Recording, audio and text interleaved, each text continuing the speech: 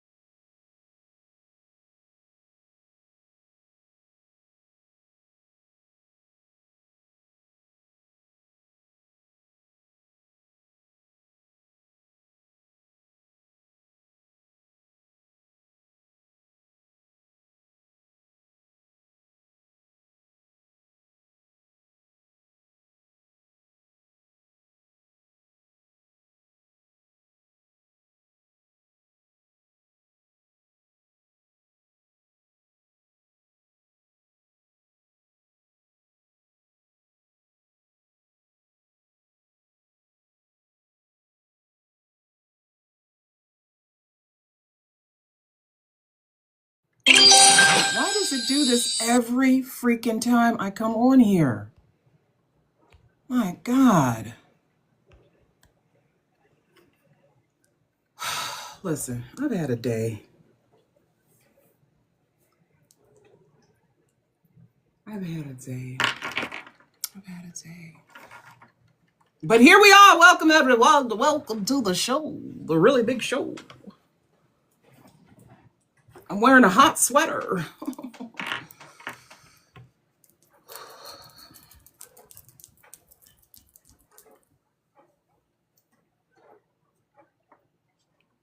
I'm wearing a very hot sweater.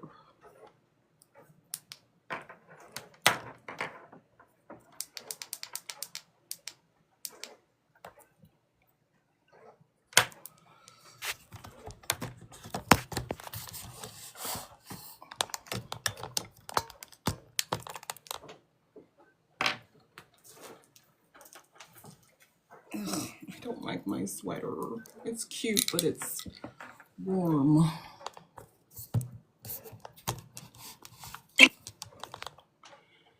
Hello, everyone.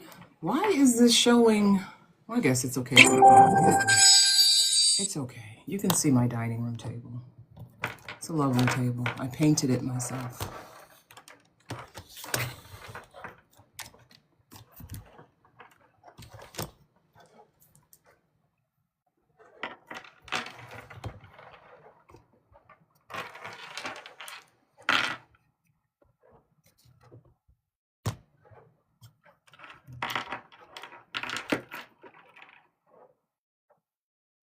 What are we doing? We're waiting for Mr. Summers. I thought I saw him in here. There you are, Mr. Summers. I'm going to invite you up.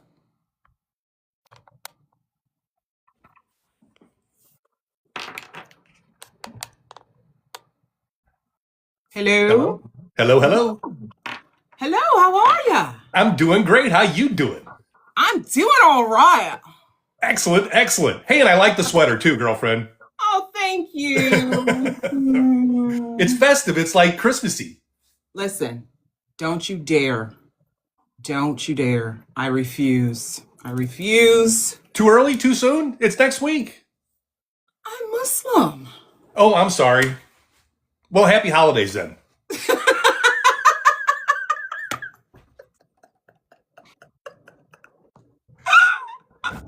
It's all good. It is all good. It's fine. Are you able to connect to the camera so we can see? I think I can do that. Let's see. Are you on your oh, Chuck, darling, are you there? Where did you go?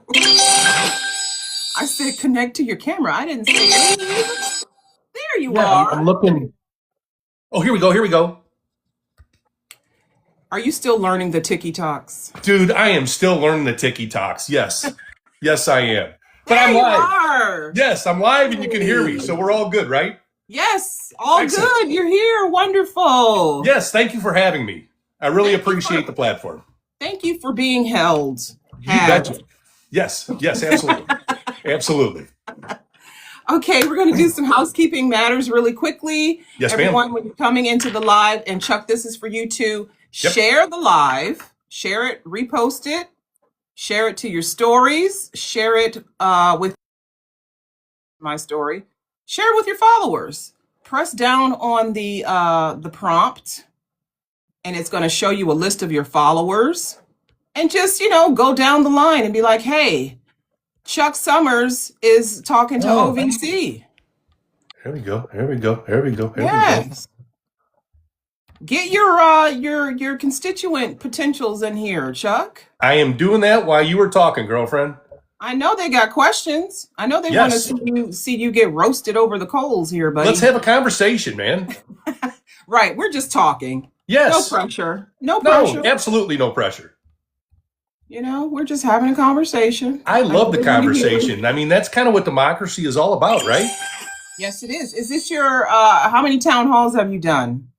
Oh, goodness. I've done a bunch of them, and I really, really enjoy it. As a matter of fact, this is the best part of running for office, is having conversations with the people. The part that I hate the most is the fundraising, which if I do get elected and get the money out of politics, that will be the first thing that goes. I've got a plan for that. We can talk about it later if you want to. Okay, I'd love to hear that you have a plan. So many people go to these town halls and they don't have plans. They just have criticisms. I have been plans. I have been thinking about this for 20-something years. So I have plans and solutions for so many things. I just can't wait to get to office to get them implemented. Okay. Well, we're going to get into that. Everybody, welcome in. Welcome to Our Vote Counts Town Hall. If you're in here, please send your daily heart me. Help support our account. Also, share the live and like it. And tap the screen. That's right. Tap the screen. Let's get on that FYP. If you're feeling generous, like Chuck said, he's got a fundraise. So send Chuck some gifts, please. Please. For help only a brother 20 out. cents a day, you can sponsor a political candidate. Everything helps, man, especially like me, because I am an outside candidate. I am anti-establishment because they are like trying to squeeze me out of the race. So they're trying to cut off my funding too. So I am a people-powered campaign. I don't take PAC money. I don't take corporate money. I don't take any money. It's people-powered because that's who I'm going to represent. So they don't like that. They don't like I'm coming in, and I want to just change the system. We've got to get money out of politics. It's the root of all evil. It's taken root in our government, our judiciary, our media. And if we're going to get our government back, that's the first step, is to get the money out of politics. Okay, but I need this election season tea here, Chuck. What are they doing to you? How are they trying to squeeze you out? Are they So taking your signs out of people's yards? What are no, they they haven't done doing? that yet. They haven't done that yet, but it's just a matter of the fundraising and the bigger donors, Democratic donors, will not give to me because they have an establishment candidate that they picked to run against me. So they've got an establishment candidate now running against me. He's making all the money and raising all the money, but he's not using it. He's not doing anything. He's not attacking. He's just like sitting on it like he's going to hatch it or something. So I don't know. The thing is, if every dime that comes to me will go into the fight. I'm going to take the fight to Trump. I'm going to take the fight to Republicans. And if you donate to my campaign, you're donating to take the fight to them because that's what I want to do. That's what the Democrats need to do. And I'd love to lead the way on that too. That is what they need to do. You're right. We need Absolutely. fighters. We need more fighters. We don't need, Absolutely. in my opinion, No. establishment. We absolutely do. We've seen what happens when we sit back and we just kind of let them do whatever they want to do and we don't fight. We just say, oh, they're going to self-destruct. That's not enough. We have to get in the fight. We have to bring the fight to them. And we have to give the people an alternative. Not just that they're bad. Here are the solutions that are going to help you because that's the most important thing. And then the most important thing of that is once you present those proposals, you have to enact them. We have to get legislation passed so people can actually feel the results from it. So yeah, I've got a 3-step process to do that too. And we'll get into that here in a little bit. All right, let's get started then. Hey, everyone. Welcome to OVC TikTok Live Town Hall. I am your moderator, Ayana Fakir. Yes, that is my real name. Tonight, we're joined by Chuck Summers, candidate for the Democrat primary for Missouri's 2nd Congressional District. Yes. This is Our Vote Counts, a nonpartisan movement uniting Americans from all walks of life to empower voters, support candidates of integrity, and ensure every voice is heard. Through education, outreach, accountability, and action, we're building a stronger democracy, one informed vote at a time. We thank you for joining us. Remember, your vote is your power. And again, we are speaking with Chuck Summers. He is a lifelong Missourian with over 30 years of experience working as a union plumber, a career that grounded him in everyday issues facing working class families. Chuck Summers' campaign is built around a working class people first agenda, such as fighting for fair wages, protecting workers' rights and unions, reducing the cost of living for middle class families, and expanding vocational and apprenticeship opportunities. And just let me tell you a little bit about Chuck's district. Missouri's 2nd Congressional District is a mostly Caucasian, suburban, affluent district west and south of St. Louis, currently represented by Republican Ann Wagner. Ooh. It is politically competitive, but leans slightly Republican. After the 2010 census, boundaries shifted to include more Democratic-leaning voters. Though the district overall remains Republican-leaning, Wagner has consistently held the seat since 2012, but Democrats view it as a potential pickup in competitive cycles, and that is where you come in, Chuck. For those who are meeting you for the first time, please tell us a little bit more about yourself and why you are running for Congress. So yes, my name is Chuck Summers. I'm the Democratic candidate for Congress in Missouri's 2nd Congressional District. I am a retired union plumber, come from a union background. My father was a business manager of the Plumbers Local, which gave me the opportunity to get in a local, to join a union and have good wages, benefits, and retirement. And as a matter of fact, that retirement is what has given me the privilege to run for office because right now the system is rigged against working class people running for office. I would not have been able to do this unless, I had a pension and a check coming in that actually lets me do this full time and still, be retired. So that is one of the things that I would really like to do is I'd like to take my privilege and extend that to everybody. We used to have a manufacturing base and a lot of people had good wages, benefits, and retirements, pensions, unions to represent them. Those days are gone. We are a service-based industry now and people work 1, 2, 3 jobs just to make a living. That's ridiculous. I'd like to either sponsor or vote for the PRO Act, which what that would do is let people in the service industry organize and collective bargain for fair wages, benefits, and retirement. So that not only helps the people, but that helps rebuild the middle class. So a lot of my campaign is about my niche as a coming from the construction industry on how to rebuild our infrastructure using union wages union labor, American-made products, to rebuild our country, to address climate change and extreme weather events. But the second part is that PRO Act to not only help people join unions, but that's going to help rebuild our middle class too, and give everybody a shot at the American dream. And that way we quit subsidizing billionaires, because that's what we're doing right now, and it's ridiculous. So that is what I'd like to do. I've come up with my own. When I've been campaigning for about 7 months now, and I get two questions when I'm out on the campaign trail. And the first one is what can I do? And then the second one is what are the Democrats going to do? And the first one I address as, what can you do? You can call your congressman, you can call your senators, you can tell them that you're not happy with what's going on, you don't like the direction that the country's going, and you want them to vote for change. The second thing you can do is, volunteer, get on somebody's campaign, help them, donate to campaigns. And then the third thing to do is to vote. That is so crucial and important.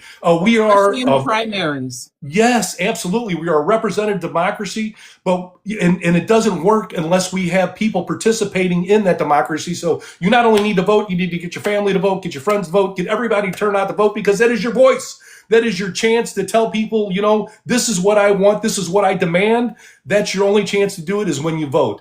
So we need to do that. And then I've got the second thing is what can the Democratic Party can do. Right now, they're not really doing much, which I'm disappointed with. I'm trying to get my thing clicking, so I'd like it to go viral. And I've come up with my own thing called Project 2029.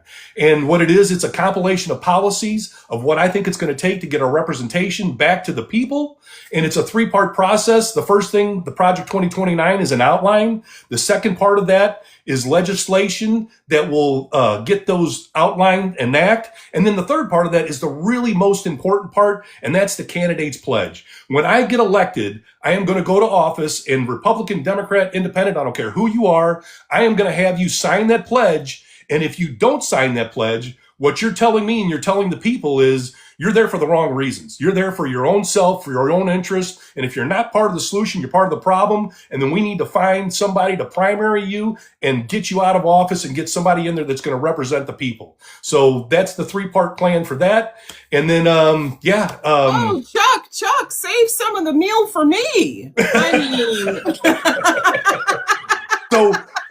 But that's kind of what I want to do. And like I said, we need to get Congress cleaned out, because there's a whole bunch of people up there that are not there for the right reasons. And we need to get rid of them, and we need to get people that are there for the right reasons. And I would like to see us going to all the red districts. Biden and Harris, when they did their legislation, they actually put a lot of these construction projects and battery projects and all these green infrastructure projects in a lot of these Rust Belt states, and a lot of the places where, all these jobs were evacuated, and now they got them coming back. Well, Trump administration is pulling all that back now.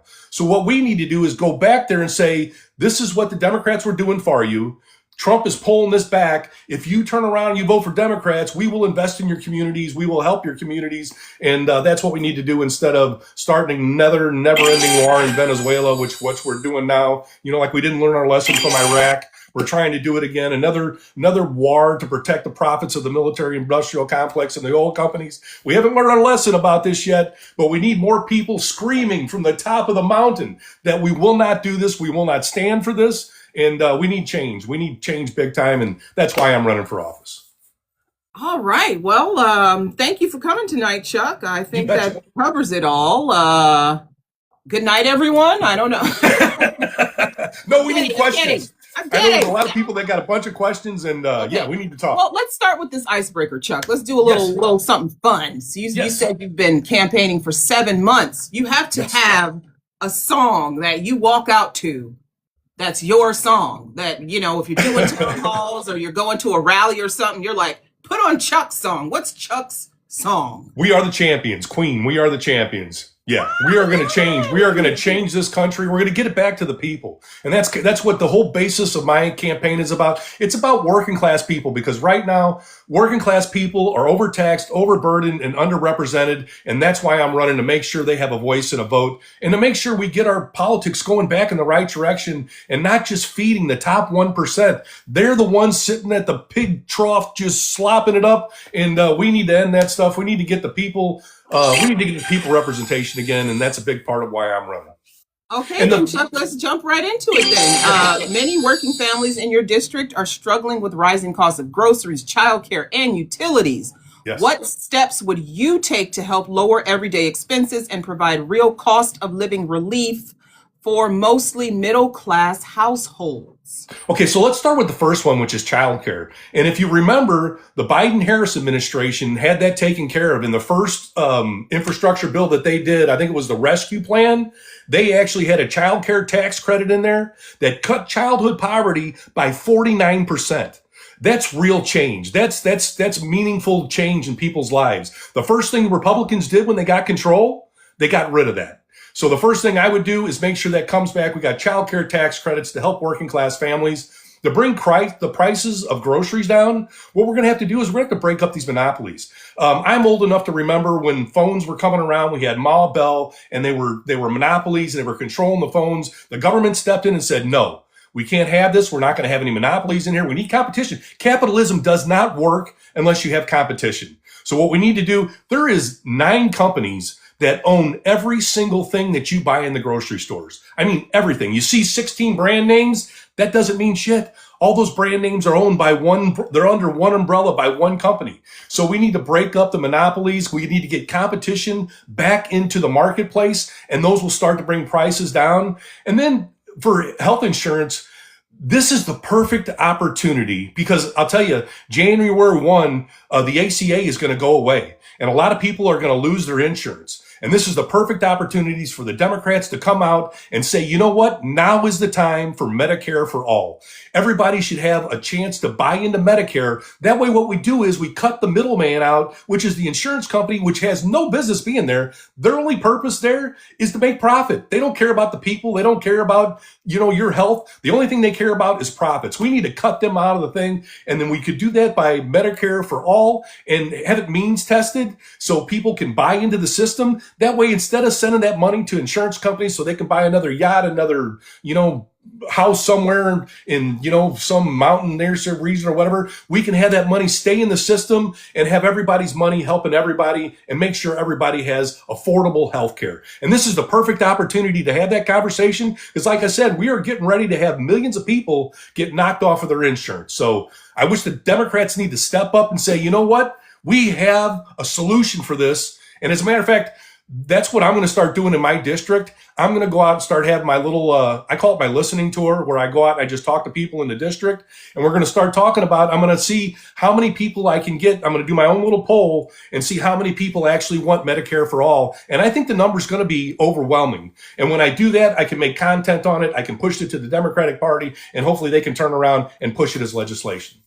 Okay, Chuck. Well, I mean, healthcare is my next category, but since you brought it up a few times, what does Medicare for all look like for you? What does that mean? So Medicare for all, instead of like people buying in and paying their insurance companies, what they would have the opportunity to do, and we could, like I said, we can means test this, according to what your wealth is where you fall on the scale. And what you do is you just have your insurance, kind of like the ACA had it, you got your insurance premiums were adjusted according to your, to your wealth. Well, it'd be the same thing for Medicare for all. You'd be able to means test it, and then you'd be able to buy into the system. So instead of paying that insurance company every month, you'd be buying into Medicare for all. And then that way, like I said, you keep the money in the system. So your money, my money goes to help you, your money goes to help them, and their money goes to help them. And everybody is helping each other. That keeps the cost down, and it gives everybody a shot at affordable health care.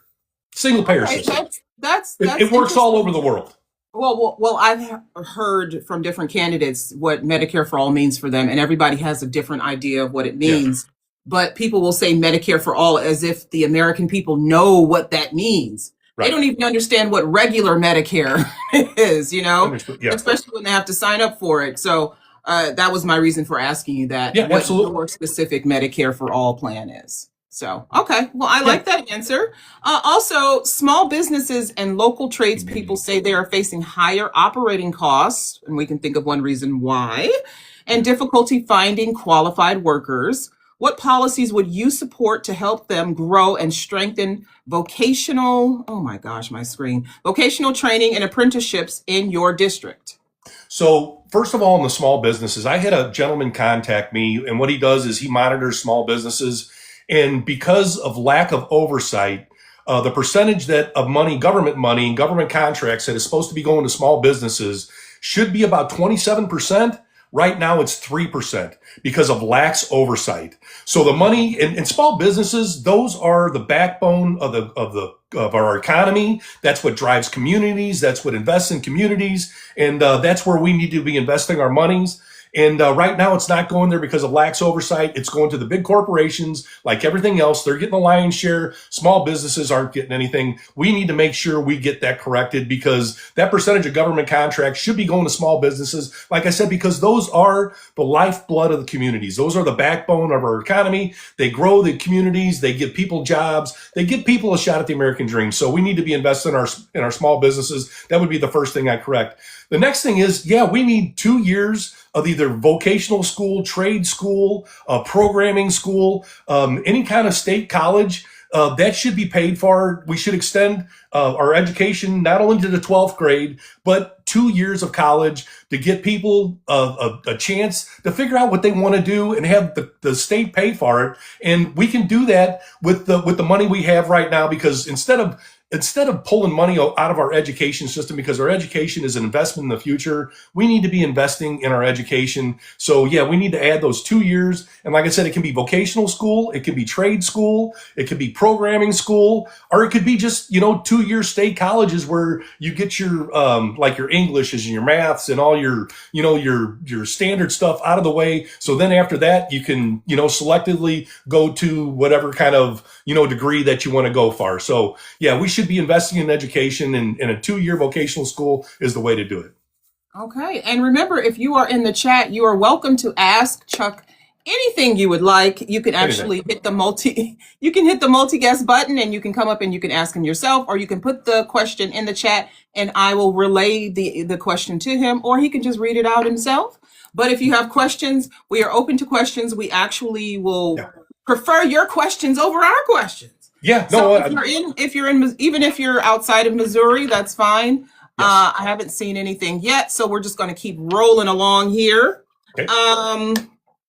What is your plan to encourage affordable housing development and make sure working families have access to stable, reasonably priced homes? See, once again, Harris administration, her campaign, she had a plan for this. It got buried. People didn't pay attention to it, but she had a plan for this. And it was a good plan. It's investing in first-time home buyers, giving people money. And then the other part is we need to make sure private equity, the scourge of everything, is knocked out of our housing market. These people are going in and they're buying up single-family homes. They buy up hundreds of thousands of them. And then what they do is they turn around and they sell them to themselves for twice the value. So it brings up the value of their price. But then what it does is it prices everybody out of the market. So what we need to do is we need to do multiples. You're allowed to own 1 or 2 houses. Anything after that, we start taxing you on multiples. So if you want on the third one, it's a multiple of that. Fourth one, multiple of that, and it just keeps going and going and going. So we get them out of the market.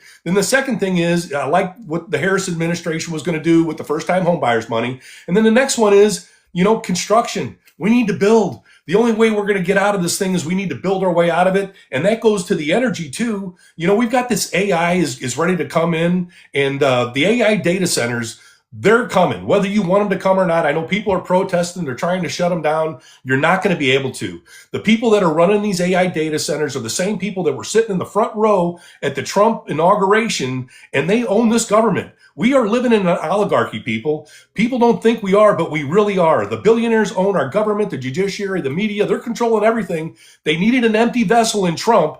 All they wanted to do is give him power and money, and he'll do whatever they want. And that's what he's doing. So cut them out of it.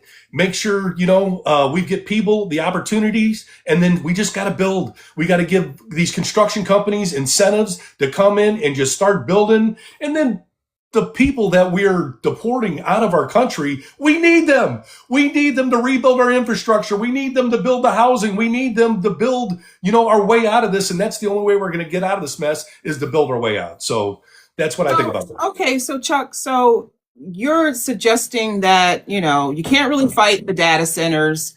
They're coming whether you like it or not. And I know in your area, there are data centers that are facing some big fights, some big uphill battles.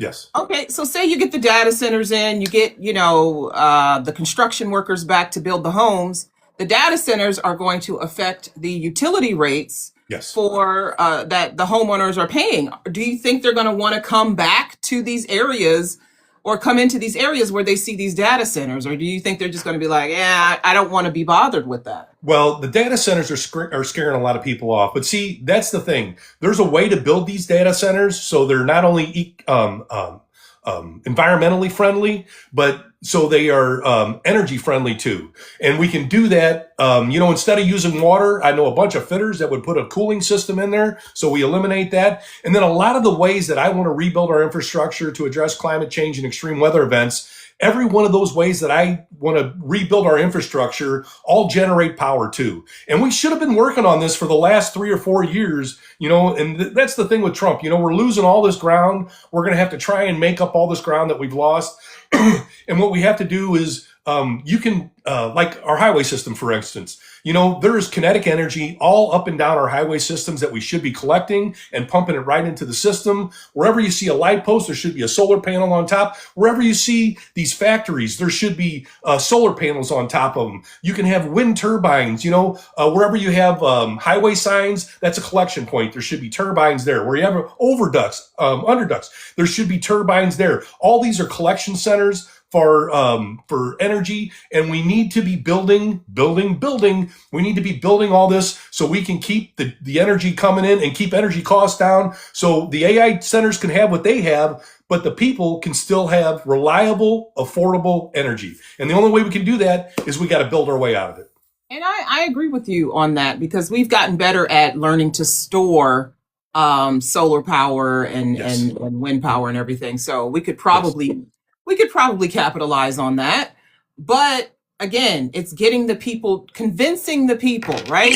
Convincing you live in your district is an affluent district, right? Yeah. How are you going to convince these mostly Republican voters that solar power and wind power is great? We should be doing this, even hydroelectric power. You should get in on this. We should be harnessing the power of all of these different elements.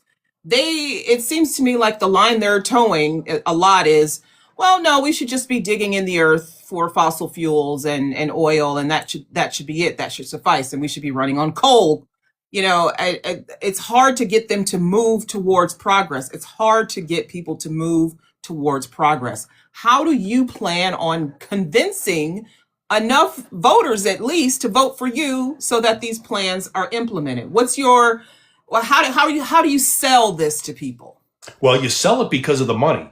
Because the only way they're going to bring their energy costs down, because when that electric bill hits your house every month, it's going to be going up. It's already gone up substantially here in Missouri. And it's going to continue to rise because these AI centers are going to be dragging power down. And when they drag power down, it's going to go to the AI centers first and then to the people second. So like I said, supply and demand, your cost is going to go up. And the only way we're going to get that cost alleviated is to build the infrastructure to do it. So what you do is you talk to them about money and you show them around the world where it's actually working. There's other countries in the world that are almost like 80-90% renewable right now. And that's the thing about the Biden administration and their infrastructure bill and their rescue plan and all that stuff. That was investing in this green tech and this green energy. Trump has pulled all that back. That's another reason why they need to vote against him, vote for Democrats that want to reinvest in those communities, reinvest in those power situations so we can bring costs down so everybody can have affordable energy. And that's the conversations I've been having, because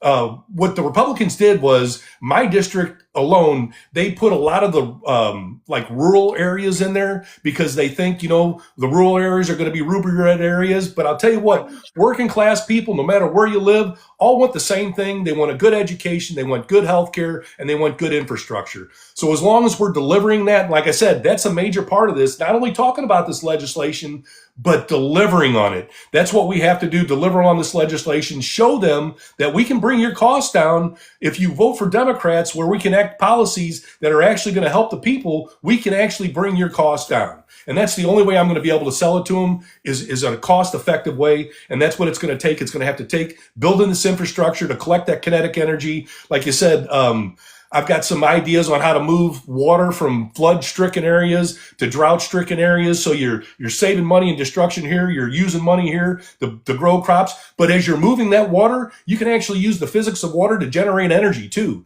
So everything I talk about when I'm talking about rebuilding our infrastructure all has energy behind it, where the systems not only alleviate and mitigate damages from climate change, but it also generates power. Okay, I like that response. Thank you for that.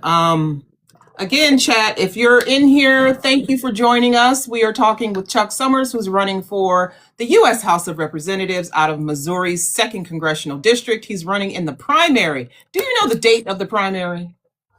So my primary is in August. So that's, and we've got, I know, in Missouri, and that really makes it, I mean, just a short, compacted race to take on the Republican. And there's actually 4 people in the race right now. So, yeah, it's going to be a little bit of crowded here at the first part of the year.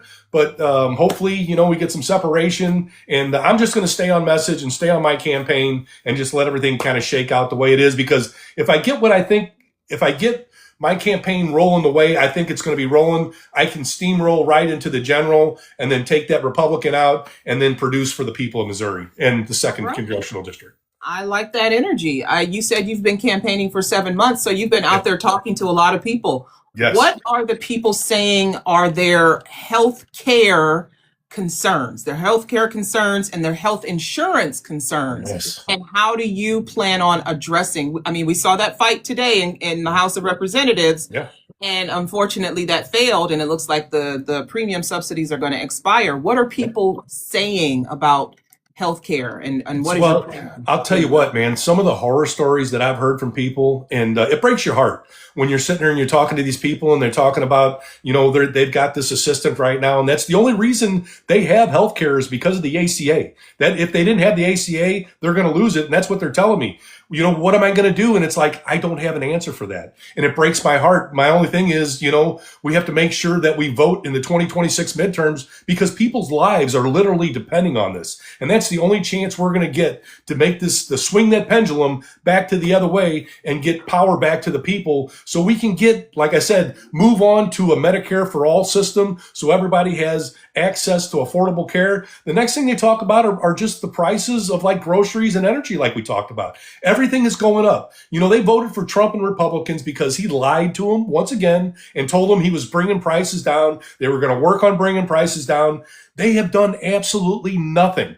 Everything they've done since they've gotten in office, all these executive orders and all this. And by the way, that's a reason why I named my Project 2029, because I wanted people to think about Project 2025 because nobody's talking about that anymore. Remember, before the election, it was toxic. Nobody wanted to talk about it. They didn't know anything about it. They refused to have anything to do with it. Well, now that the elections happened, everybody that wrote Project 2025 is actually in his cabinet. They have implemented most of that, and everything, all the pain that we're feeling right now is because it's a transfer of wealth. It's a transfer of power from the people to the wealthy. That's what it's all about. They've been working on this plan for 40 years.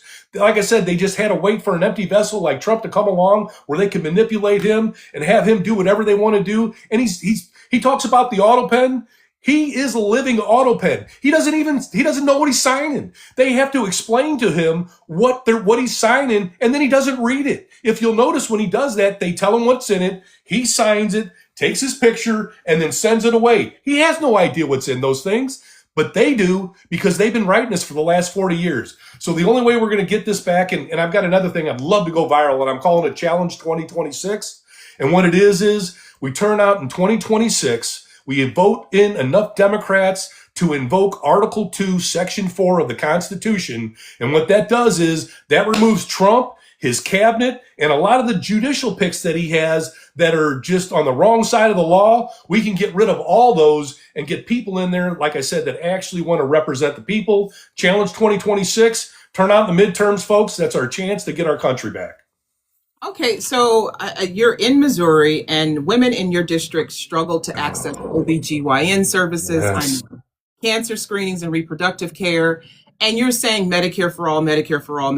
How are you going to pay for this? Is it just solely people paying into the system, Yes, or are we because collecting taxes from no. corporations? Are we federally subsidizing? What are we doing? How are we Well, paying? because right now what you do is everybody has insurance premiums and they pay into those insurance premiums. So instead of paying that insurance company where your money's not doing any good except for paying for his next Benny or his next, yacht or whatever, that money, instead of paying that insurance company, that money goes right into the system. So you'd have an insurance premium that you could afford, like the ACA, that's mean tested, so you could afford, and you buy those premiums right to the government. So like I said, when I buy my premiums, that would go to help somebody else, because knock on wood, I'm kind of healthy right now. Don't have no problems. Don't want none. But I would still be buying my premiums every month. So I wouldn't be using that care, but my money would be going to somebody who actually does need it. And then when I do need it, it's there for me. So that money, instead of going to insurance companies, would be going to the Medicare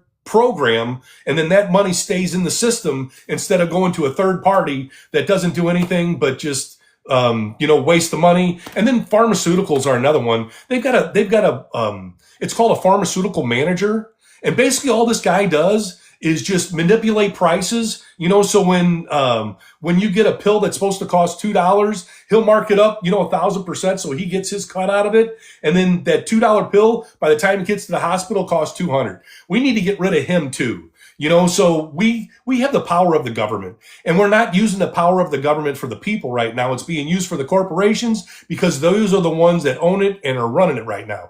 That's part of getting that pendulum back to the people. We need to make sure these levers of government are working for the people.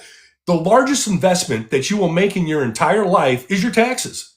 You pay your taxes every year, whether you want to or not. Like they say, the two things in life that are for sure are paying your taxes and dying. Well, that's for working class people like us, because we do pay our taxes. The rich don't have to. They live off their wealth. They don't even have, technically, they don't have income, because what they do is they borrow against their wealth. And then what they actually get to do is use that as a write-off. So it's like double dipping. So what we need is forensic accountants to go in to make sure everybody's paying their fair share, so that the rich are paying their fair share of taxes. So like me, when I was a plumber, at the end of the year or at the end of the week, when I'd work overtime, normally Uncle Sam be standing with one hand out. If I was working overtime, he'd be standing there with two hands out. Well, when these guys get all these profits, they don't have to pay anything on that. They get to write that stuff off. So we have companies that are, making record amounts of profits. They're not paying anything on it. So we need to make sure everybody's paying their fair share, because there's more than enough money to go around. If we had this money go into the right places instead of going to the rich, we can take care of all these systems. And it's the same thing with Social Security. Everybody keeps talking about Social Security is going to go bust. All we have to do is raise the cap on it. If we raise the cap on Social Security, then we can give everybody the benefits that they need, make sure it's extended, give the seniors that are on a fixed income, give them an automatic increase, because they still haven't been caught up with inflation. And then after that, give them RICO, give them a cost of living increase every year to make sure they keep up with the cost of living and they don't fall behind again. So Chuck, say I'm a capitalist and I'm out here capitalizing. Woo, I'm throwing the money up in the air. And along comes some guy named Chuck Summers, and he's like, hey, I'm going to take some of your capital, some of your profits, and I'm going to give it to your employees so that they can have better health insurance. Are you okay with that? And I'm clutching my money like, no, you can't do that. I'm going to lobby my representative to make sure that never happens. Yes. And then you're like, well, I am a representative and I'm going to make sure it does happen. And so now you got this guy over here and this guy here. How do you plan on working with the person who wants the capitalist to capitalize? Because the dirty little secret, the dirty little secret is when we are making money, everybody's making money.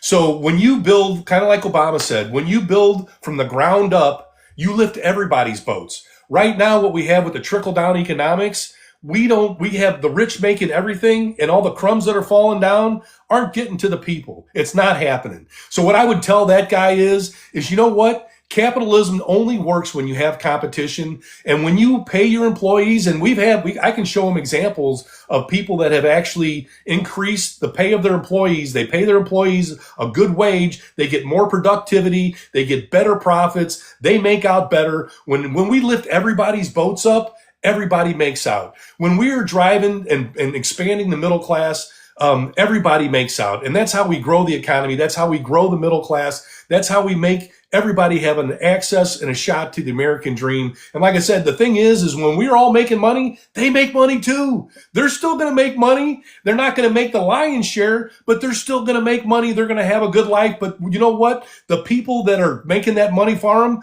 they're going to have a good life too. And when that happens, it's better for them because, like I said, they get more productivity, they get more profits, they get better production, and it works out better for everybody.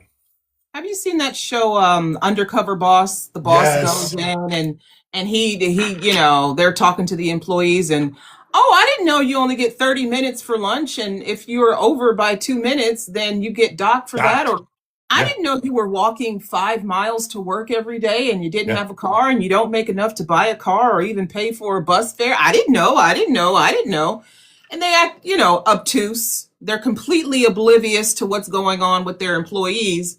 Yeah. How do you get these wealthy people? Because I keep asking you these questions because you're in an affluent area. Yeah. How do you get the wealthy people to connect with the more lower classes of people to understand, just empathize a little bit with what they're going through? Like when the government shut down, I'm a federal employee. When the government shut down, we were about to go, it was very desperate. We were doing desperate things, standing in food lines and things. And it's amazing how quickly you can go from having something to having nothing. How do you lay that out for people and go, hey, what I want to do is really good for our district? Because your incumbent, she's been there since 2012. Yes. That's a long time. They must see something. No, she hasn't done anything. She just has billionaire donors. And when you have that much money, you can run all the attack ads and all the lies and misinformation that you want, which another piece of legislation I want to propose is another version of the fairness doctrine. We have to get the lies and misinformation off of all platforms.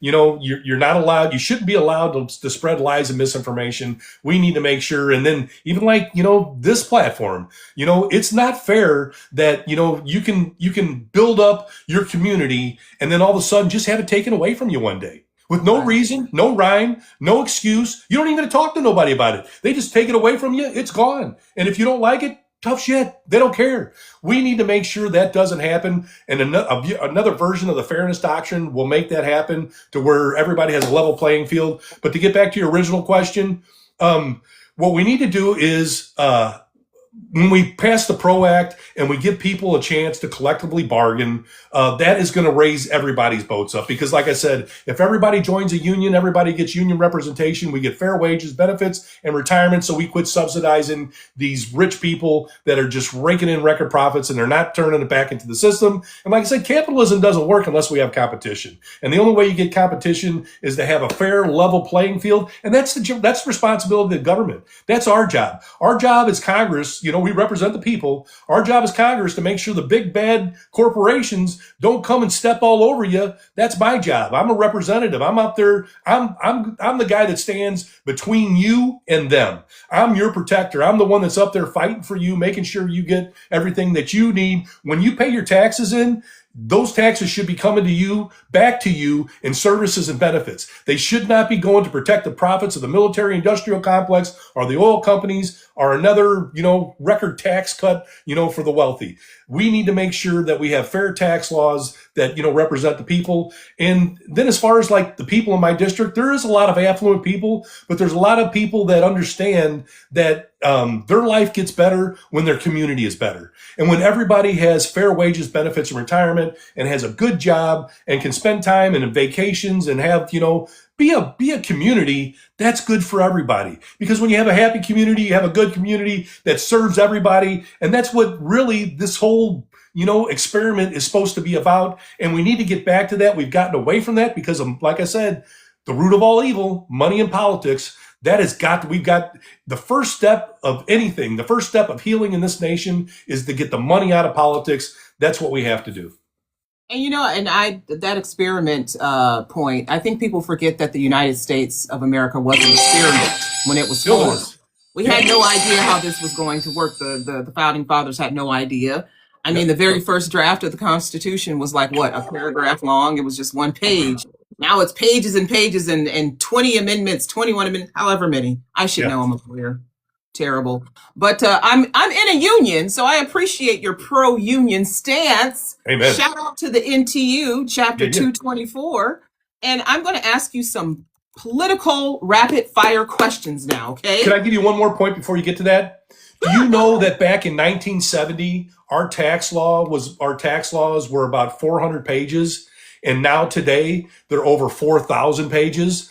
And the people that have been writing those tax laws are the corporations. So they're basically writing the laws that govern themselves. And that's another reason why we got to get people in there to represent, the people and not the corporations. Go ahead with your rapid fire. The corporations write the policies, and when people are upset about the policies, they get upset at the government. Well, the government is not actually writing these. It's the corporations. They're feeding the representatives and telling them what to say. So yes. But okay, here's the first one. Is childcare affordability a federal priority? Absolutely.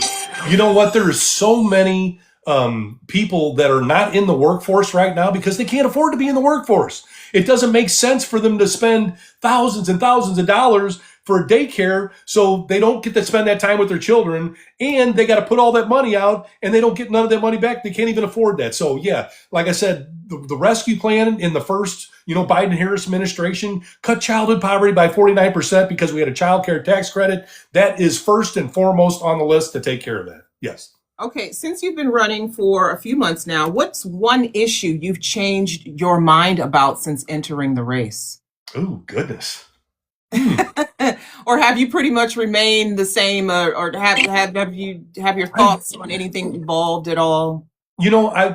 Some of the stories that I've heard from people have enlightened me and educated me on what other people are going through, and that's helped me widen my vision. But as far as like my politics, it's always been about working class people. I come from a working class background. My children are both, working class, people. And, that's who I'm going to represent. Like I said, they're overtaxed, overburdened, underrepresented, and they need representation. And that's kind of what my focus has been on. And that's pretty much where I've stayed. The biggest thing that's been the biggest disappointment to me is the backstabbing and the party politics, and just I worked in construction for 30 something years. I got thick skin. Nothing kind of bothers me, but I'll tell you what, I've never had so many wounds in my back as I had since I started this political thing, and it's just it's just. Oh, it really is. Yeah, it really is. It's like playing with fire, and you will get burned. So yeah, that's been the biggest disappointment for me. I thought the Democratic Party and everybody would like get on board. We're going out to help working class people. As soon as I start talking about getting money out of politics, a lot of people start doing that crawdad, because they like the system the way it is. They like that money the way it is. Well, you know what? That's got to go. And if you want that, you got to go. They're big corporation PACs, right? And then there are little PACs. There are little like unions have PACs. Yes. Would you be open to accepting union PAC money or no PAC money whatsoever? So I would take union PAC money only because that's representing working class people, but that's where I draw the line. I'm not going to take it from corporates because right now they're getting the lion's share, and they've got more than enough representation. I want to make sure unions and working class people do get representation. So if I did take any PAC money, it would be from unions, and that would be it. Okay. Do you support student loan forgiveness programs? Absolutely. Yeah, if we can bail everybody out, we just bail the farmers out. You know, the farmers that are sitting here, they were crying about the student forgiveness loan. They're standing there with their hands out now wanting to get that government money, aren't they? And you know Yes, what? they are. And I've talked to a bunch of people and you know, there's people that have been paying on these loans for 30 something years and the principal is still there. Basically all they've been paying on is It's the interest. the interest. Yes. So yeah. And we need to make college more affordable. And yeah, and we need to do whatever we got to do to make college more affordable. But yeah, I am for student loan forgiveness. Absolutely. Because once that money is not going to the banks anymore, that money goes back into the system. And when that money goes back into the system, those people, instead of giving it to the banks, are buying TVs, they're buying a car, they're fixing their house, they're going on vacation, they're going out to eat, they're going to the show. All this stuff that keeps our economy going, I want that to happen.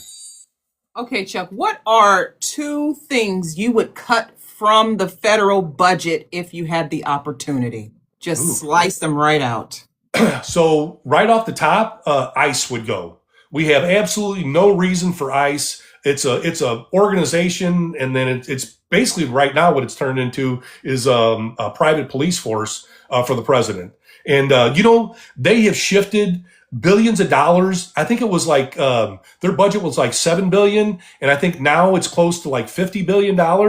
And that's another transfer of wealth, people. That is moving money that is supposed to be going to the system, and it's going to the private equity firms that run our privatized prisons, which is another thing that we need to get rid of. We do not need to incentivize people to lock people up. That needs to go. So I'd get rid of privatized prisons. I'd get rid of ICE. And then Homeland Security. You know, Kristi Noem is running that. If you want to know something that is just a complete waste of money, look at that lady. That right there, you tell me that we are not wasting our money with that. So if you want, and see, that's another thing, is that was one of the largest expansions of government was you know, under Bush 43, that's Homeland Security, The and then under Patriot Trump, because of the Space Force. We needed Space Force. What do we need Space Force? We had NASA, we had the Air Force, we had all this. They grew the military because they wanted to grow the military budget. We need to get that out. We need to pull some of that money back from the military budget and get it into the people's hands, stuff that's going to help the people. I don't mind. I love having the most powerful military in the world if it's going to be used for the right things.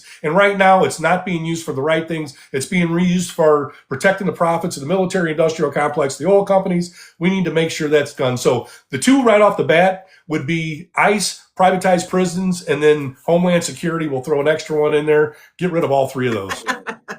All right. Remember, if you have questions for Chuck, you're welcome to come up, hit the multi-guest button, and you can come up and ask him questions, or you can leave your questions in the chat and we'll read them off to him. You mentioned education. We talked about student loans.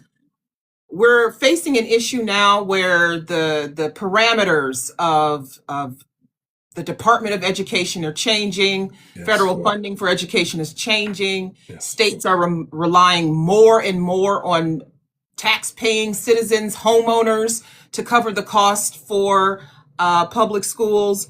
What would you do? Okay, this is just one issue that they're having that they say they have to turn to the taxpayers for, to pay teachers well. What would you do to help districts raise teacher pay and improve retention so students have consistent, qualified educators? So we not only have that here in the state of Missouri, what we're doing here, because we have a Republican, you know, majority and a Republican governor, they are taking public funds and they're moving it over to vouchers for private schools. So not only are we underfunding our public schools, they're pulling more money out and they're giving it to people who are sending their kids to private schools. So we need to end that. One of the things that I want to do is I want to legalize lettuce.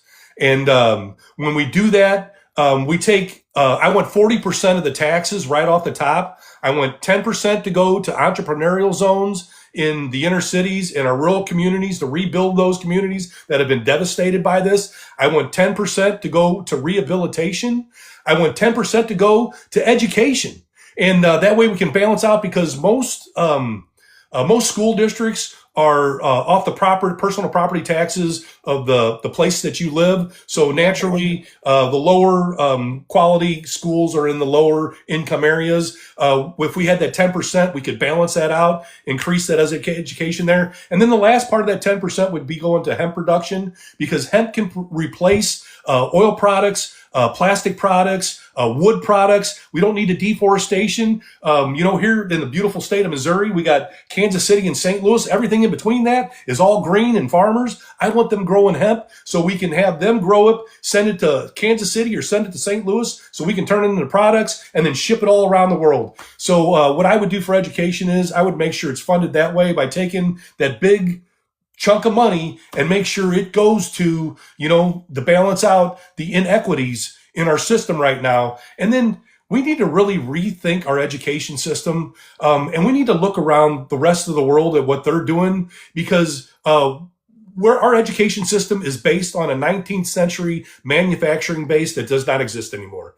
We need to rethink our education system for the 21st century and get our children ready for the 21st century to compete with the rest of the world. Because you can say American first, American alone, and all that other stuff. We're in a global community. Whether you want it to be or not, we are in a global community, and we need to make sure our kids can compete on a global scale. So we need to rethink our education system. And I kind of like, like some of the things that Japan has done, where like the first 4 years, they don't even do testing. They just teach kids to be good people. You get a little bit of stuff, a little math and science and, reading and writing and all that stuff in there. But for the most part, there's no testing. They're just teaching kids to be good people. I love stuff like that. So we need to rethink our education system. And like I said, as far as funding it, get rid of all the private vouchers, all that crap, and then take my little fund off of legalized lettuce and, take that fund and have it go to things that actually, because that war there, destroyed a bunch of communities. We could actually take that money from that and help rebuild those communities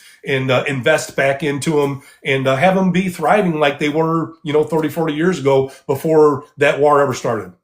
Doc, this is, I don't know how to break this to you, but I don't think you're going to be able to convince the people that using lettuce money to pay for funding schools is a good idea, Chuck. I don't know how you're going to do that. Listen. Okay, listen. I'm in Ohio, right? Yeah.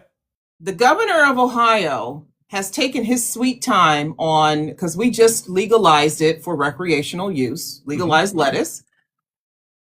They couldn't decide what they wanted to do with the tax revenue, right? So what they have decided to do, Republican-led House, Republican-led Senate, Republican governor, is they want to use the money to open rehab centers. That's what they want to do, because apparently that's very much needed. It is. It is needed, yeah. But I've got a plan for that too. But it's not more needed than we need to properly fund public schools. Like they're pulling money out of schools, right? And here it is, all of this money, and they're like, no, we're not going to invest that anywhere. We're actually going to take that and we're going to make you open up a rehab center for all of the, the lettuce heads that you're going to create now, because obviously it's highly addictive. Yeah. And it's just going to be people lying around, and they're going to have to do something. So put them in. They really did not want it. The government didn't want it. The people wanted it. See, and that's where the people need to step up and make sure their voices are heard. Because look at Colorado. Look what Colorado did with it. Colorado has invested in their education, invested in their infrastructure. They take that money and they invest it back into the people, and they're a thriving state. Ohio could be the same way if it's up, turn out, and make sure, like I said, the biggest voice and vote you have is your vote. They're going to make change with, and when they're not doing what you want them to do, the only chance you get to change them is every 2 years, congressional races, and then every 4 years, for the big one. So yeah, we need people to turn out and vote to make sure we get this country going back in the right direction. But I think that's part of the Democrats' party process, is to educate people on things like this. We can lay out, clear examples of two states, like you said. Here's what Ohio's doing with it. Here's what Missouri's doing with it. Here's what Colorado's doing with it. Here's what Michigan's doing with it. We've got examples of people that are doing good things with it, and people are doing stupid things with it. And we need to point that out to the people so they know what they're voting for and what they should and who they should vote for if they want it implemented. Well, because there's still this stigma surrounding lettuce use, right? And so what they also have done in Ohio recently is they've outlawed the sale of hemp products. they're really taking the teeth out of what the people wanted. They're whittling it down, and now you also cannot buy lettuce in another state and bring it into Ohio. Right. So you have to buy from whoever is selling in Ohio. And by the way, the prices are ridiculous. I've heard. Yeah. I'm not a user, but Right. I've heard from people that the prices compared to Michigan are astronomical, and they prefer driving into another state Yeah. to get it. And so Yeah. now they can't even do that. And so the pushback against this is so strong that it's like, how you're not going to make any money because people aren't going to buy it, because you Right. made it so people don't want to be bothered. Right. And perhaps that's what they want. They're hoping that That's people exactly will what just they go, want. Yeah. I'm just not going to bother. But I think we know better. People Well, will find a way. Well, that's their whole thing behind, trying to make voting harder for people. Yes. They want to get you so frustrated and disgusted with it that you don't even want to participate in it. And when you don't participate, they win. And that's what they want to do. They want to frustrate you and make sure that you don't vote, because when you don't vote, they win. And that's another thing. We need to redo our voting. I think you should be able to use your phone to vote. I would think it would be so awesome that if you went to the something.gov candidate page, you see a picture of me, you hit my profile, down would drop my policy proposals, everything that I want to do to get elected. You could see what the kind of candidate I am. For the candidates that are in office, when you hit them, you could drop down, you could see what they actually vote for, where they stand on policy issues, so you know what you're voting for and what you're voting against. And the same thing with judges. I don't know how many people vote for judges, but they have no idea how that judge's rules when they're in the courtroom. And we can eliminate a lot of those crooked, bad, sleazy judges that way too, and get them out of the system if we could get a drop down and actually see how they rule on certain cases and where they stand on certain policies. So a lot of it's just shining a light on this stuff and educating the people. That education is very important, and I'm glad that you're breaking this down for people. You're very knowledgeable, and we've talked about public safety a little bit with ICE. Mm-hmm. I don't know what it's like in Missouri, how if ICE has invaded your Not state. yet. Okay. Well, they've hit some of the rural areas, which is, the farmers are already being hurt. And then with ICE doing this to them, taking away and scaring off their workers, it hurts them even more. And I'm going to be out talking to them in those communities and letting them know that, what, I want to get rid of ICE. I think everybody that comes here, our population is slowing and dropping to nothing. We need immigration. That's what makes us great. DEI makes us great. These are all contributing factors to what makes us the greatest country in the world if you let it happen. With this America First crap and all the other bullshit they're putting out, they're turning us into a pariah state where nobody wants to come here, nobody wants to visit here, nobody wants to have any part to do it. They're even rerouting their trade destinations now so they don't have to deal with that asshole. So, this is the ramifications and the things that are going to be felt from all the policies and everything that he's enacted. We're going to be feeling this for a while. So, like I said, we have a chance to rectify this. We have a chance to get the power back to the people. Challenge 2026, turn out 2026, and elect enough Democrats to really make some change. Okay, so when you're out there talking to the farmers about ICE and about immigration, what do you say to them is going to be your plan to replace? Obviously, you'd want to make some reforms to our immigration laws. What do you say to them is your plan to reform immigration in the United States? So what we need is basically immigration reform. We've been talking about this for the last 40 years, and nobody wants to do anything about it because they want to politicize it because it plays really well during election time. We need to start eliminating some of these issues that are politicized, and immigration is one. And we need a good immigration policy where we expand border security, because we need secure borders. Everybody wants secure borders. We need to know who's coming and going in our country, but we also need to expand the number of judges. So when these people come to seek asylum, they can get to a hearing. They don't have to sit around for 2-3 years waiting for a hearing. And then DACA and all those people that have been here for years and years and years, just make them a citizen. Stop playing games games with that crap. You know, they've been here. They've been contributing to society. There's a couple stories here in Missouri where, you know, people that have been living here for like decades, you know, they've been contributing, you know, people to the society, to the tax system, to everything else. That's another thing. You know, immigrants, you know, they contribute billions of dollars. They're the ones that keep Social Security afloat. People don't realize how much they pay into the system, to a system that they're not going to get back. You know, it's ridiculous, but it gets back once again to educating these people and letting them know, you know, what they contributed to society and what they contribute to the system. And what we need immigration reform, and we can get that done if we get enough Democrats in there. That's part of that process, is get immigration reform done so we can get that on the back burner and we can start focusing on the real things, the real problems. We got 3 freight trains that are coming at us right now: AI, automation, and climate change and extreme weather events. That's a freight train coming to wipe us all out unless we start addressing it now. And that's the AI thing. We should have been talking about this 2 years ago. We should have been building the infrastructure for this when these centers hit, so they're not draining power away from everybody else. We already had the power on the system, so people have, you know, affordable energy costs, and we need to rebuild our infrastructure to do that. So, yeah, we need to invest in their communities. And I tell the farmers this all the time. You know, Democrats wanted to invest in your communities. They wanted to invest in your farms. The rescue plan had sustainable farming in there where they were helping these farmers. All that money's being pulled away from them now. We have farmers going bankrupt because the money that Biden and Harris invested in their communities is being pulled away from Trump. So I need to be out there talking to these people, letting them know, no, we don't want to pull money away from you. We want You're a major part of our system, and we need sustainable farming. What I want to invest in the family farm, not the factory farms. We need to, you know, make them pay their fair share and take the money that they're paying their fair share and invest back into the family farms so we get sustainable farming that's good for the environment, it's good for the communities, and that's what I would do. Okay, here's the problem, Chuck.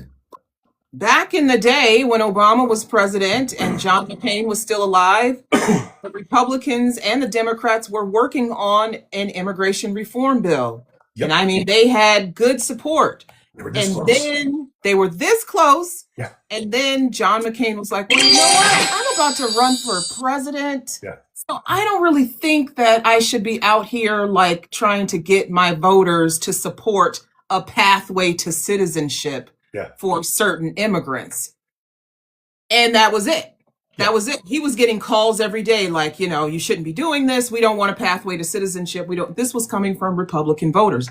They have not supported so far a pathway to citizenship for DACA recipients, for people who entered, you know, however they entered, unlawfully, undocumented, and they found some way to, you know, to work or contribute to society, and they could be made legal and, you know, create a pathway to citizenship for them.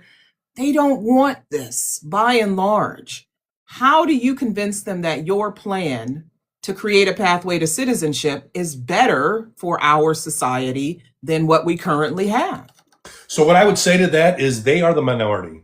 And, you know, in the last election, 2024, 80 million people stayed home, did not participate. More people stayed home in that election than voted for either Harris or for Trump. So what we need to do is we need to get those people engaged. And if we have the number 2026, Challenge 2026, if we get the people to turn out, we can get stuff like immigration reform, get that enacted. A lot of the things on Project 2029, we can get that enacted. That's what it's about. It's about getting the people to turn out and actually vote in your own interest. You know, all these things, all these, you know, footballs that have been volleyed back and forth all these years, politicized, they don't do anything to help the people. What we need to do is we need to educate the people, get them turned out to vote. Challenge 2026. If you get out, you turn out and vote, we're going to show you the legislation, and then we're going to make sure we produce that legislation and get some of these things put back so we can start addressing the real problems that we need to face in the future, not stuff like this that has just been politicized and volleyed back and forth, and make it go away by passing actual legislation to address it. So that's part of it, is getting people to turn out. Challenge 2026. We need people to turn out in 26 and get your voices heard. If you want change, if you want power back to the people, you need to make sure your voices are heard. The only way you can do that is participate in the system, and that means you have to vote. Not only you vote, get your friends to vote, get your family to vote, get everybody to turn out and vote. And the propaganda on a particular side is very strong. And I think that's Yeah. why some of the attitudes are the way that they are. It's because people are hearing messages that are negative and it's scaring them. Yes. And they're thinking, okay, well, I got to vote for this person because they're going to keep me from feeling the harm that they've told me is coming for me. Yeah. They're going to keep me from the F drug. You know what the F drug is. They're going to keep me from the illegals. They're going to keep me the border closed and safe, and I'm going to be safe and warm in my bed, and no one's going to come for me. And they're scared into voting. I won't say Yes. it's against their interest because some people genuinely like what they see. They like seeing the goon squad going around and clobbering immigrants over their head and throwing them in vans, and people like, tariffs and war, and I love that. Some people genuinely enjoy seeing that. So I won't say it's against their interest, but ultimately what they're not seeing because they're blinded by the propaganda is that it's harming them. Yes. It's really harming them. Yes. And so Democrats are having to fight very hard to break through the propaganda. Yep. How do you see as your role in helping to do that? You said you've been out there talking for 7 months. You're talking to people. Are you hearing these messages from people like, well, I read online that they're going to be doing this and they're going to be doing that, and how do you push back on that? So what I would say to that is the Democrats have more power than they think they have. They don't realize how much power they have. There is so much cachet on the Democrat side that if they would come out and use that for town halls, for advertising, short little films, whatever, we need to educate the people on exactly what's going on. Like I said, we're living in an oligarchy right now. They are controlling the message. They control the narrative. That's how we got stuck with Trump. We're going to have to break through that. And the only way we break through that is we have to do it together. We have to do it as a union, solidarity. People solidarity. That's the only way we can do that. We get to get those messages out. And like I said, we need the Democrats to come through and use that power to, come to like my district, help me with town halls, help me. Because if I can get some big names to come here, I can pack a whole gymnasium with people in there. If we can get them in there to where we can have an open discussion, town hall forum like this, where they can get up, they can ask questions, we can have them answered, we can educate the people. And when we do that, we get them to turn out. If we can get them to turn out en masse, we can make a real change in 2026. And that's the only way we're going to do it. We have to educate the people. All right. I agree. Education is key. It's key, people. It is. Absolutely. Read, listen, and hear. Yes. All right? Absolutely. So I'm going to ask you a couple of fun questions, rapid fire fun questions. All right. I know you like to have fun. You have some downtime, don't you? Oh, absolutely. When you're not campaigning. Okay. Yeah. What's the best barbecue spot in your district? Ooh, it's called Pappy's. And as a matter of fact, whenever my daughter comes in town, well, she's living with me now. That's another story. But whenever she came in town, that was one of our places. One of our places was Pappy's because they have got the absolute best barbecue in St. Louis. All right. You hear that, St. Louis? It's Pappy's. Yeah. I know there's someone in in the audience who's from St. Louis. So Okay. if you had to describe District 2 in one emoji, what would it be? Ooh, and one emoji. Probably dollar signs. Because like you said, it's a lot of affluent people, but a lot of the district is, rural because they've done that, purposely. But like I said, that doesn't scare me because working class people, they want the same thing as everybody wants. We're the Republican, Democrat, independent, good education, good healthcare, good infrastructure. Democrats will give that to you. You just got to turn out and vote. All right. Okay. What is your go-to coffee order before a long campaign day? Do you drink coffee? Yes. And as a matter of fact, my daughter got me hooked on Nespresso. So, yes. Oh, it is really tasty. And I do a caramel, Nespresso with a little shot of caramel creamer. And it is like the bomb. Yeah. Oh, and, that sounds good. It's really tasty. Okay, if you could add one quirky holiday to the calendar, what would it be to commemorate? What would the celebration be? Election Day. Election Day should be a holiday. Nobody should have to work on Election Day. That should be a national holiday. So everybody, and I don't care, everybody, we shut the whole said friggin' quirky. country down. Yeah. Quirky, Chuck. Yeah. Quirky. You think that's quirky? Well, I don't know. That's one I've wanted all my life. I thought that should have been a holiday all my life, and I still think it should be. Election Day should be a holiday. I agree with you. That's totally fine. For karaoke night, what's your go-to song? Oh God, yeah. Because if I started singing, you guys would run out of the room. I don't know. When was the last time you went out and did some karaoke? I have never done karaoke. I get it. You know what's really funny about that is I can get on a stage and I can talk to thousands of people, and that doesn't bother me because I love talking. But seriously, girl, if I started singing, everybody would be like going for the exits. So Listen, yeah, Chuck, I just don't do karaoke. I am famous for my singing when no one asked. So.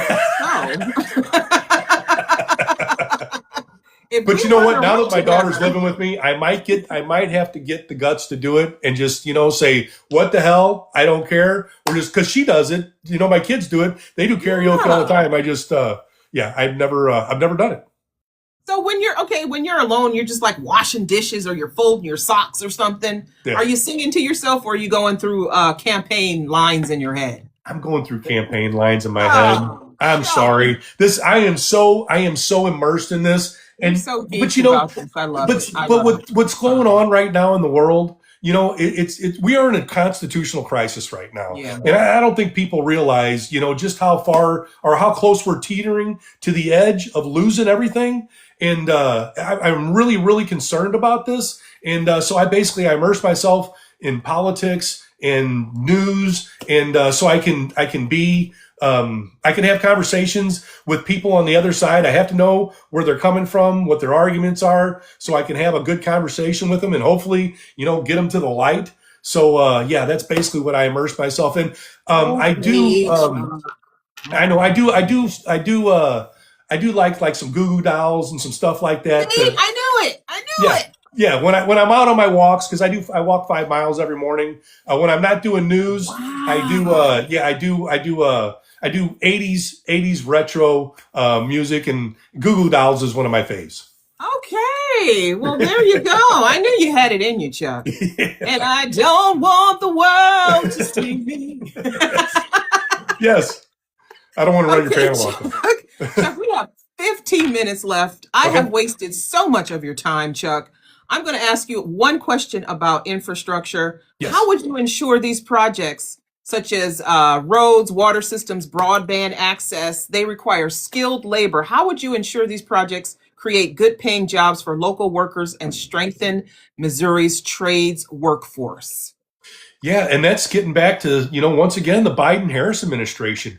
He invested $1.7 trillion in infrastructure, and that was using American-made products and union labor to get it built. But what that did was that spurred on $3 trillion of private investment. And I think what we need to do, kind of like what he did with the CHIPS and Science Act, where we have government and private investment in this, that's what we need to get back to. That's what we need to rebuild our infrastructure. We need public-private investment in this, and using American-made products and union labor to rebuild our infrastructure. And a lot of that's going to be a lot of those immigrants that he's shipping out of our country right now. We need them back. We need to bring them on back because we need a bunch of people out there working.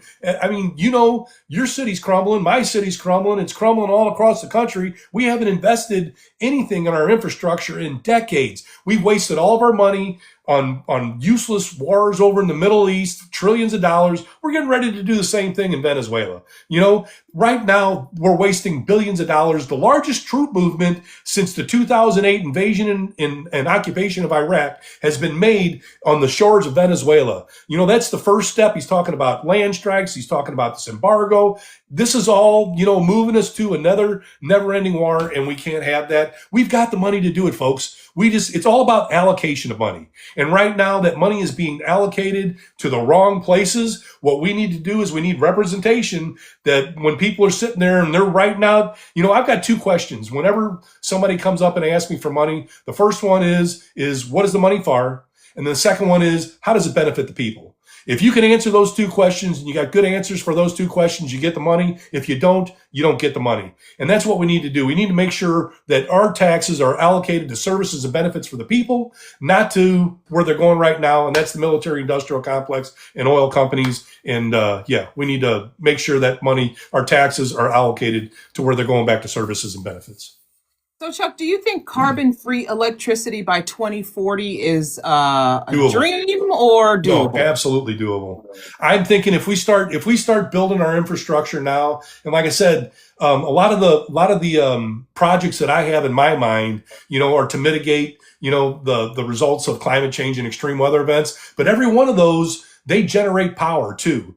And that's what we need to do. We need to be investing in green energy. A lot of places around the world, they're already up to like 70, 80% already being run on renewables. We can do this, and there's more stuff coming online every day. The advent of AI is going to make it even easier and better to do that. And like you said, storage, think about storage. We're getting so much better at storage right now. And even like these AI units, if you build them underground, you can use geothermal to keep them cool. And then the heat from those can actually be stored and used and turned into steam to generate energy. I mean, there's just all kinds of things that we can do to generate energy. And we can do it. 2040, we can do it if we got the people in there that actually want to build our infrastructure and actually address these problems instead of just funneling more money to the rich and corporations like it's going right now.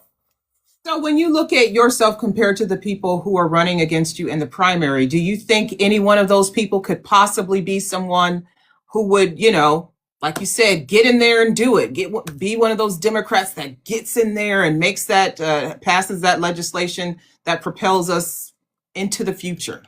So I haven't, and it's kind of one of the reasons why I've stayed in the race, because I haven't heard anybody talking about the things that I'm talking about, which really concerns me. The one other person in the race that I really like is Joan Van Dross. She's a teacher, and she talks about the Constitution and how we're teetering right now on a constitutional crisis. I would love to support her because, I think that's a big part of our problem is, he's shredding the Constitution right now. He doesn't care because we have, a controlled Supreme Court right now that's controlled by the billionaires. We need SCOTUS reform too, severely, because, they have basically made him, a king. They told him he's got presidential immunity and he's using it like he has presidential immunity, like he's above the law. We need to rectify all that. She would be good at doing that. The one guy, Vivio, I have not met him. And then the other guy, the guy they picked, the establishment guy they picked to run against me, he's a recycled Republican. He was a Republican all of his life. He's jumping over to the Democratic side because he sees the big blue wave coming and he wants to try and ride that wave in. But, I haven't really heard him talk about anything about policies. He keeps talking about representing the working class guy. Policies, he doesn't talk much about. He comes from the Midas touch. So, he's got the celebrity kind of background. That's where he got a lot of his money from. So, he's got that going for him. But like I said, he's raising a bunch of money, but he's not doing anything with it.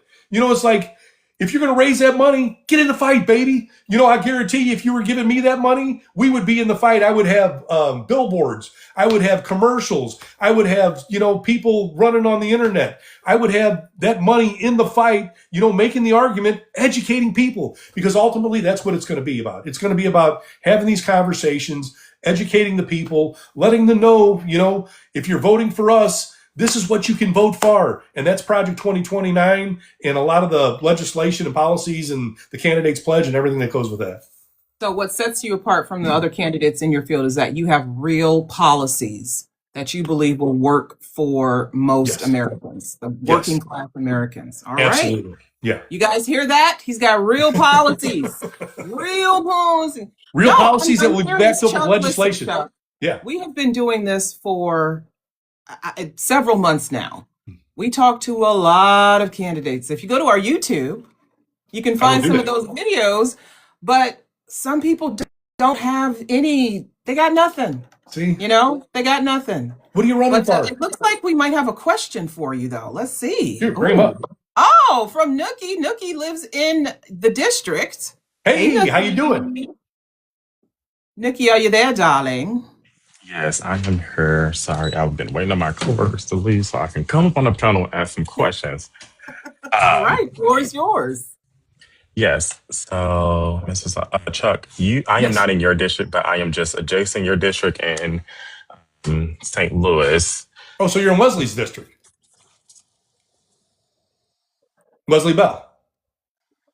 Oh, sorry, I heard Leslie, but No, yes, Wesley. Wesley. Yes, Wesley Bell is my representative. That's why I was sorry. I was a cutoff. How,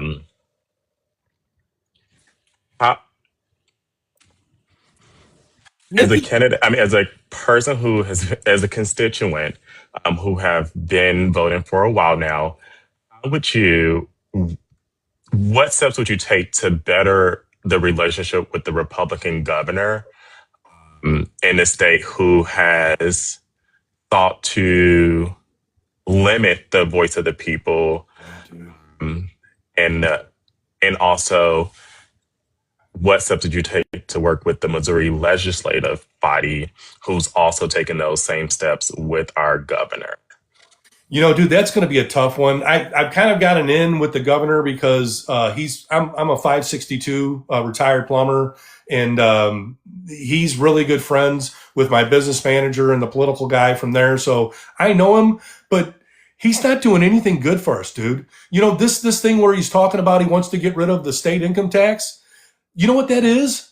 That's a transfer of burden back to the people. When you get rid of the state income tax like that, what you're doing is you're getting rid of that money that's coming in from the rich people, and that transfers the burden back to us. So everything he's doing, he's not doing, he talks a really good game, but he's not doing anything to help the people. And the only thing I can say is we got a chance coming up, Challenge 2026, where we've got a bunch of good Democrat candidates running. And we need to get some of them elected so we can break up those Republican majorities and actually get in there and start doing some of the work for the people. I've lived in this state all my life, and I've watched the last 20-something years and the red state race to the bottom when the Republicans took over. You know, back 20-something years ago, we were like number 16, and we were kind of ascending. We were a blue state. You know, we had good health care, good education, good infrastructure. When the Republicans took over, everything they do has all been tax cuts for the rich, and it's not big ones. It's like 0.5%, which, doesn't sound like a lot.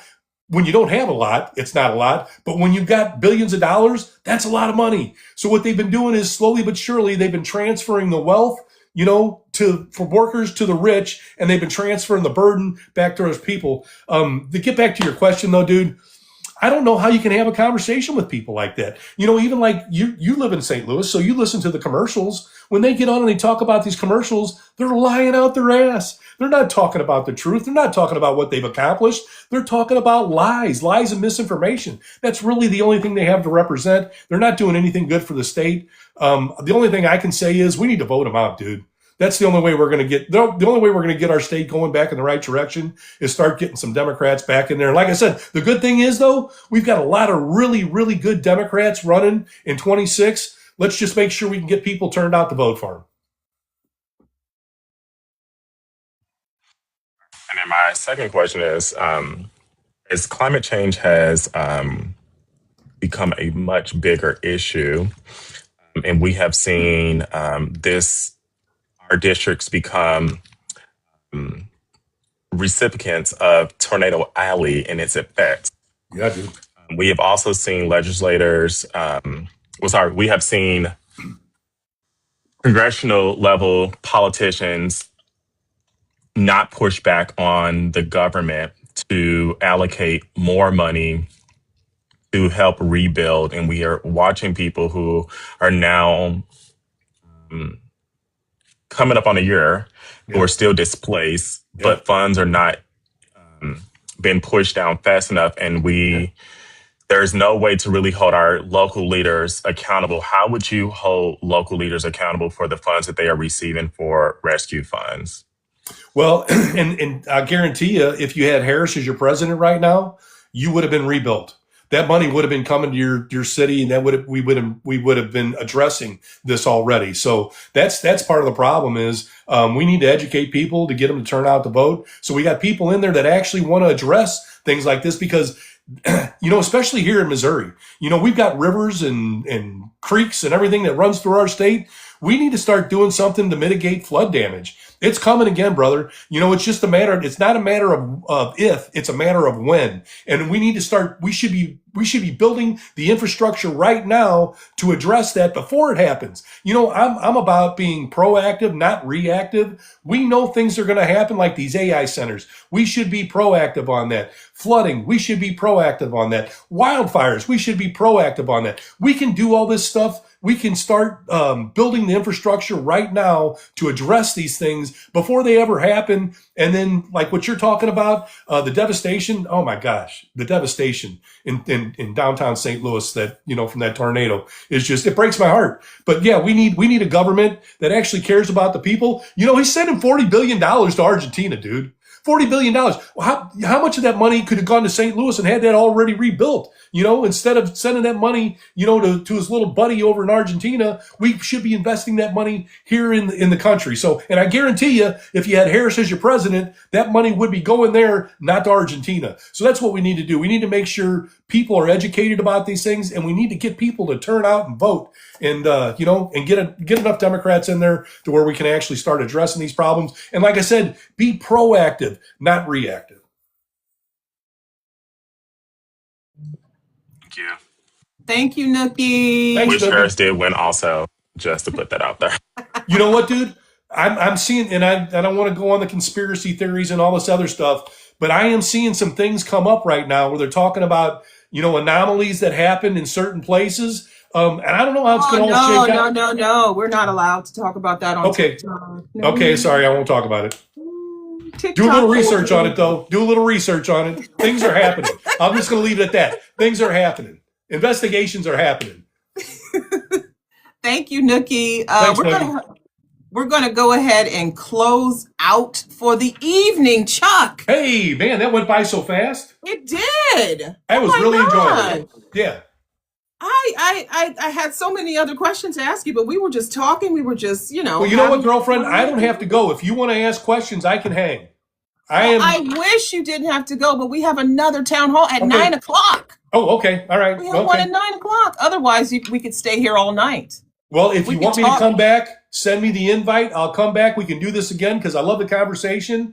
And if you got more questions for me, I'm always looking to answer. And I'm going to be getting back on my TikTok lives too. So don't feel shy about coming back to one of my lives and asking me a question there too. And I'll answer. Okay. Well, people, you hear that. Follow Chuck on TikTok so you can go to his TikTok lives. But also, we have candidate roundtables coming up. Hey. We have one coming up on the 21st of December, I believe, at 3 o'clock. We will be extending an invitation to you, and we have some in January as well. We'll be extending an invitation to you for those as well. We would love to have you. You can come on and you could just let the people know. It's some guided questions, but it's mostly just candidates talking and sharing ideas with each other and seeing what people are talking about from other states. So again, thank you for joining us, and please let the people know how they can support you and where they can find you online. So if you go to chucksummers.org, that's my website. And if you go to Chuck Summers for Congress, I am on, that is for all my social media platforms. I'm on TikTok, Blue Sky, Instagram, Facebook. I'm on all of them. And Lemonade, I'm on all of them. And go to my TikTok, check out my content, give me a follow, give me a boost. Give me a donation, help a brother, help me help you go to Washington and represent you. chucksummers.org. Thank you so much for the platform. I really enjoyed the conversation. Send me the invite because I would love to come back. Okay, you hear that, Miss Nikki? Miss Nikki is our boss. She's in the audience. You'll probably get the word from her. But we definitely want to have you back because we still have so much to talk about. Yes. And again, you guys follow Chuck. Go to what you said. It's chucksummers.org. Okay, summers.org. Support his campaign. He's grassroots. He's people driven. And that means people got to give, honey. Give until the heart. Give. And again, our next town hall is coming up at 9 o'clock Eastern. So if you guys are in the audience, please come back. Please. We have our candidate, James Lee Zeb Taylor, who's a candidate for the Democrat primary for the U.S. House of Representatives in Virginia's 3rd Congressional District. So our next candidate is from Virginia. Chuck Summers is from Missouri, the 2nd Congressional District. His primary is in August, but he's been running for months. So you probably have seen him many places, and he's got great ideas. We appreciate you coming and sharing your vision for your district with us. We so appreciate it. We are OVC. I am Ayana Fakir. OVC, Our Vote Counts, is a nonpartisan movement uniting Americans from all walks of life to empower voters, support candidates of integrity like Chuck, and ensure every voice is heard. Through education, outreach, accountability, and action, we're building a stronger democracy, one informed vote at a time. We thank you for joining us. Remember, your vote is your power. Amen. Have a good night, everyone. Good night, Thank Chuck. you.